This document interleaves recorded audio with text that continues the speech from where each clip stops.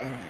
This is an exclusive interview with Apostle John Sagoe Team about the mission work in Ghana. Apostle John Sagoe, welcome. Please, we would like to know, why did you decide to start NIC International School? What is the reason behind it? Wow, thank you for that question. The reason behind NIC International School actually goes all the way back to the year 1993, when I had a dream. And in that dream, I saw myself, running around in a very big field in Ghana, playing with children. And I saw myself playing with children. It was a very glorious dream. I have never been so happy like that in my life up to that point. I had that dream, and then I was really marveled, because as of that time I was already living in Switzerland. Bear in mind, 1993, I was already living in Switzerland when I had that dream. And then I shared this vision with one of my prayer partner at a time, that this dream is something I had. It's baffling me, because I needed to know the interpretation, because I see myself running around with children in a very big field in Ghana. And that, my friend said, well, he cannot really give me the interpretation of that dream, but he want to advise me to go back and pray before I sleep the previous night, and ask if this dream is to be taken one-to-one, that God should reveal it again the second time. And therefore, that's what I did. I went to pray before I sleep the previous night, and God revealed the same dream exactly one-to-one, and I saw myself again playing, running around with children in a massive field here in Ghana. And so when I wake up, I knew that God has given me an assignment to work with children in Ghana. And then, considering also my background, knowing that I was actually not able to finish school myself because of financial problem, because my parents was not able to afford my school fees, so I faced different challenges growing up as a child in the school. So as a result of that, I knew that I was actually called to help the less privileged children, and to make sure that no child that crossed my path will be deprived from having accommodation or having shelter or going to school. Thank you. Wow, this is amazing. Why did you choose Adenta instead of any other place? Well, Adenta was led into my heart by divine appointment. As a young man, I was thinking of where to buy a house, to build a house for myself. So I decided to look around in Ghana at a time. We are talking about many years ago, almost 20-something years ago. So I was looking for where to buy a land to build a house. And then somebody directed me to come to Adenta. There are lands for sale, but it's a developing place. So I bought a land there those days, and then started building. In the time I started the construction of building the house, the Holy Spirit spoke to me, and the Lord said to me, the house you are building is actually not for you. And I was marveled with that. And then I asked, what is that? So I was kind of thinking Satan was talking to me. So I started rebuking Satan. And then I heard the voice again that this is the Holy Spirit speaking, that the house I am building is not for me, that the house I am building is for street children. And it shall be called Safe Haven, a place where it gives safety for children. And that was very hard, I must say the truth, but because I knew that it was the voice of God, so I hold on in building. And then I was meditating on that, vision and that voice that I have heard. And then God said to me, if you will build this house for the children, don't take anything out of the original blueprint, the original plan that you have already designed to build for yourself. Keep it that standard until you finish it and give it to the children. So, period to this time, we have started our church in Switzerland. So, we literally handed over the project to New International Church. I shared with them the vision and I told them, look at what the Lord has said. I was trying to build a place for me, but the Lord spoke to me to give it to the street children. So with the help of the church, we were able to put up and finish the building and put it up for the street children. And that is how we started Safe Haven. And that's exactly how we came to Adenta. And then, of course, after that, we were able to see another big property that is known today as Nick International School, and we also bought that in the neighborhood, and then that's how we also built the school, which we are also still developing up to date. Today you just concluded Parent-Teachers Association meeting for the school. We would like to know, what is your impression about the outcome of the meeting? Wow. Anyway, I have here with me Pastor David, which doubled to be the principal of Nick International School, and then we have some of our teachers here. So for that question, I will actually allow them to say few words themselves, because we just, as you rightly said, just concluded Parents Teachers Association meeting, which was a heavy success, and a lot of them turned up, and we discussed a lot of things for the future of the school. So Pastor David, principal, you will be in a better position to give your own contribution to that question. Yes, thank you very much. As it has been introduced earlier on by Apostle, I'm the principal of the school. Actually, yes, Parent Teachers Association, PTA, as we call it, went very well. It was successful. Actually, there were new development coming up from the parent, which I was like, wow, this has not come to my doorstep. One of the things that they mentioned, and I was moved by, now the children can surf the internet and have one-on-one access with a laptop.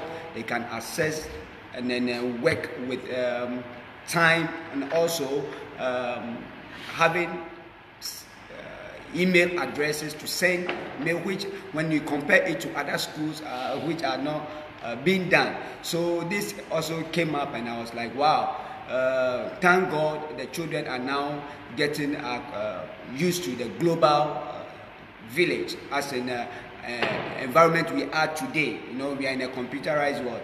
And then the parents were also like, they were happy, because when they compared the children's performance now to that of the previous schools that they were, there had been a great improvement, which I think gave a plus to the school. Thinking that we are not doing what we are not doing much of what we think, we realize that I think though the sky they say is the limit, I think we are beginning from the sky. So it's very impressive as the parents put it. Actually, in general, they were impressed about how we are going about things, the teaching that we are giving to the children, the training and all that. So I'm so much happy about the entire development. Apart from the Nick International School project, we'd like to know, what are the other projects that you have in Ghana? Yeah, I think before I answer that question, I think the other teachers here will also want to contribute their own impression about this concluded Parents Teachers Association meeting that we just had. So maybe this is one of our teachers. If you can introduce yourself, Maxwell, and tell them who you are. My name is Maxwell Kwe, and I'm in charge of the junior high department of the school. This school has a bright future, has a vision, and we've been looking forward, and it's been a privilege and a honor to meet our patron today. and that was so awesome. Today we were able to interact with our patrons. We were able to collaborate our minds together to find out practical solutions and practical, innovative ways that we can use, okay, to move to the vision in which we've planned on going to. And it has been amazing. It has been wonderful. As a teacher, from my perspective, what I've come to realize is that yes, we are putting much effort into transforming the lives of these children, both academically and both character-wise. And it has been something that the parents have applauded us for. And that's one thing I want to also applaud and appreciate from all the effort that our management team is putting in full force towards taking this school from this height to higher height. And we must say that we are all, as teachers and as staff of this school, are so much united that we are all trying to work all our effort and our goal into achieving the vision of this school, to becoming the best school in this vicinity. And I must appreciate the effort of our management team. Thank you. Okay, so let's hear also from you. An extension, like what my friend has already said. I don't have much to say. The PT meeting was successful. The parents was like saying good thing about the school. So that's what I can say about what we had today. Okay, so let's go back to the question. You were asking me a question before. Can you ask that question again? Yes, please. Back to the question. Apart from the NIC International School, we would like to know what are the other projects you have here in Ghana? Oh, thank you. NIC, like I said earlier on before, actually, the first project that we started here in Ghana is called Safe Haven. It's a children home where we take, street children out from the street and abandoned children, some of them which have been dumped in a cemetery to die. Some of them have been thrown into rubbish bin. Some of them was on the street, very, very fragile and little children. We went around and with the help of Osu Children Home, which is also a governmental children home here in Ghana, which we work hand to hand with them. We are able to have these children, to take care of them, and so we brought them into a home that we built, which is called Safe Haven. And since 2011, to be precisely, which we inaugurated the first home that we built and take these children in. Since then, we have been taking care of all these children, feeding them, sending them to school, taking care of their medical needs, and etc., etc. But then after that project, we metamorphosed into building what we call today NIC International School, because we believe in dealing with mission from the root of the problem. So we find out that it will be good if we have a strong education system whereby we can have, like what we have today, interaction with the parent, and we can impact the parent, guide them in the right way, how to handle their children, and etc. And then at the same time provide these children that I say that they are less privileged, they are on the street, provide an education place whereby if they come to our home, then we can school them better and give them a better future. And so that was our second project, which is NIC International School. And then obviously we also have the church, NIC International Church, which is also very, very important aspect of our organization, because we believe that the spiritual aspect of the humanity is also important. So we are also imparting life through building and planting churches across Ghana. And our newest project, after we are done with the building of the school facility here in Adenta, in Accra area, we are actually heading to Aflawo. Aflawo is a border city between Ghana and Togo.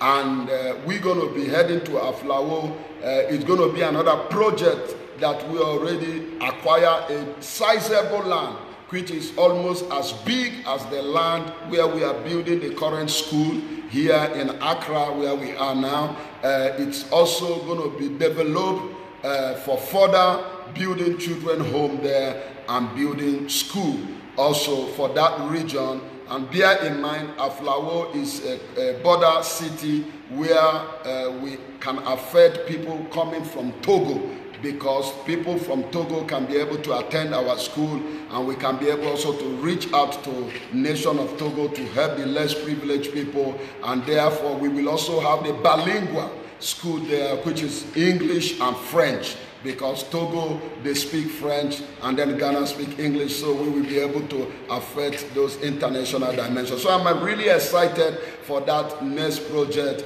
Immediately we are done with what we are doing here in Accra. Wow. We noticed that you do different training seminars and conferences during the year in Ghana. Why do you think they are very important? Wow. You know, education and training, you know, cannot be overemphasized. It's so important. Even our Holy Bible says that lack of knowledge, my people perish. And so that shows how important education is. Some of us, if we have known what we know today, in the early days of our life, my God, we would have been further than where we are today. So education, it's a powerful thing. Like I said, even though I was not able to finish the normal basic school the way I will want to finish it, I did not stop schooling. I did a lot of self-training. I went to Bible school, and I attended different training in order to enhance myself and enhance my knowledge today. And even today, I have a honorary doctorate degree, and etc., because I discovered that if I'm going to become somebody in the society, if I'm going to make it in the society, I need to inform myself. I need to be educated. And so I don't want anybody to be deprived of that. And that's why we do a lot of programs that we are doing in Ghana. Apart from our school, we run different courses, we run different seminars, not only here in Ghana, also in Switzerland. We have a project called School of Ministry. That School of Ministry is also targeted in enhancing and educating the believers and the body of Christ. So I really believe in education. So it's part of our organization is to educate people. So all the conferences we are doing over the year here in Ghana is really important, because it's there to help the Ghanaians and whoever that cares to be able to attend. And most of what we are doing here are free. We are not charging for all those training. And there is one that is ongoing right now, which we call it Let Your Glory Come. And it's going to continue. It started powerfully last night. It's going to continue today, and we finish tomorrow, Sunday. As a minister of the gospel, what will you say about people that would like to invite you, but they believe that you, knowing that you live in Switzerland, they also believe that you are very expensive? So what will you tell to them? That's amazing. Now let me say this. By the special grace of God, I've been privileged to minister in different dimensions. I've been invited by government officials to minister in different government houses in different nations. I've been invited by different Christian associations. Not too long ago, I was in a country called Indonesia, and I have the privilege to speak to the Full Gospel Business Association of that time. It was massive. It was a blessing. Different organizations, like in Switzerland, I've been privileged to speak to the Christian Association in Switzerland. I've been privileged to be invited yearly in different churches. Let me say this. Whenever I'm invited somewhere, and I want any minister that is watching also to take note of that. Whenever I'm invited somewhere, I don't think that is because I am the best. That's why the people invite me. I believe that I am there to contribute to what the people are already doing. You know, these ministers, they have this mindset that when a church or an organization invite them, they feel so proud that they think they are the best. It's like they don't even see that this is a collaboration of the ones trying to invite them is also trying to favor them to expose their ministry to a kind of geographical location, a kind of dimension that they have never been exposed to before. And so it's important that we learn that whenever any ministry invites us, it's a privilege. It's a privilege given to us. So we are called the servant of God. So we are there to serve them. So if you are thinking, I'm not really thinking about the money, I'm thinking about going to serve the people. Of course, if you honor what I have done for you, it helped me to know I have done a good job. But in the first place, it's not about how much you give me. So if people are afraid of inviting me because I live in Switzerland, they shouldn't be afraid anymore, because all the work I did speaks for itself. I do a lot of charity work, which I don't have any return to it. So that shows that money is not my target. My target is to enlarge the kingdom and impart life and make sure that people are transformed by the power of the gospel. So again, I want to encourage any pastors. I personally invite a lot of people during the year to our different conferences in Switzerland, in Africa. If the people come and think I cannot do without them, then I stop inviting them, because the reason I invite you is not because you are the best preacher. It's because I feel that with you there is something you can offer, but there is also something we can give to you in order to keep iron sharpened iron. May God bless you. I hope I answer your question. Yes, please. Thank you so very much. I would like our last question. We would like to know, as you said that there's an ongoing program that started yesterday. Yes. We would like to know, why do you think it is important for people to come? Wow, I thought I was already ahead to say that. Look, it cannot be overemphasized. Every man of God carry a different anointing. Every man of God. God will raise a man